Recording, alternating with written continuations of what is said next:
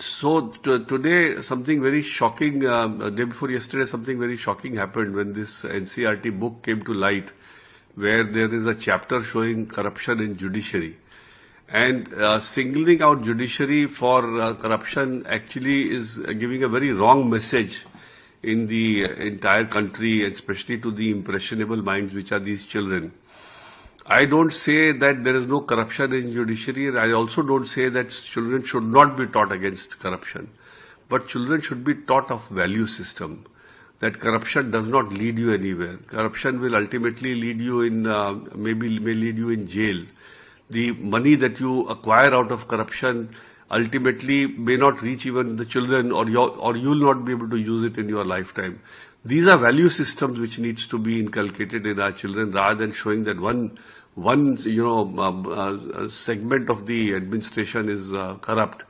And if actually the book wants to show what is disturbing in this country, then it should point out that Dr. Ambedkar, when he drafted the constitution, he had two regrets. One, of course, was that he could not provide the constitution in the vernacular.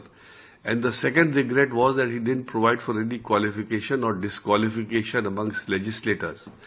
And he said that when people who will actually be governing will require high qualification and compete through merit, the people who will be governing them will be without any qualification. But he had expected, and that was part of the debate, that the country will keep throwing up good people, and we never doubt the wisdom of our people in electing people. Now, what has happened since independence? The legislatures with serious criminal background are almost 40% of the two legislatures, that is the assemblies and the parliament. And there is no law to prohibit that. There is no disqualification for that. You can't aspire to even become a clerk in government service if you are seriously charged of an offence, whereas you can become a member of parliament and you can also become a minister. So if the national debate is to be done, the debate should be done with regard to that. If a national debate on corruption is to be done, then a debate should be done with regard to the value system that is eroding in today's world.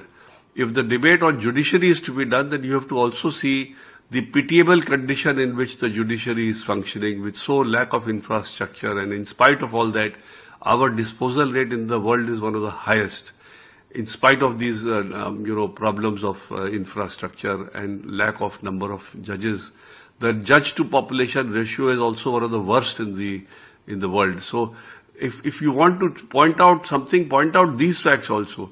This is something which is clearly an attempt to tarnish the judiciary and to single out the judiciary, to give the judiciary a bad name, which will not be for the future of our democracy, because ultimately the confidence of the people in the judiciary makes the democracy thrive. And if the confidence of the people is shattered, our democracy will definitely, suffer a big blow. भारतर एकमात्र परीक्षित बायोसार पृथ्वी pro माटी को रखे सुस्थ दिए नुआ जीवन धान पनीपरिबा और डाली जातीय फसल लाभदायक अमल बढ़ाए रोग कमाए आज ही जमी प्रयोग करंतु जोगाजोग 9937054201 नंबर को डायल करंतु। आम सह जोड़ी हेबा पाई आमको लाइक फॉलो और सब्सक्राइब करंतु। अधिक अपडेट पाई विजिट करंतु आम वेबसाइट thequiver.in।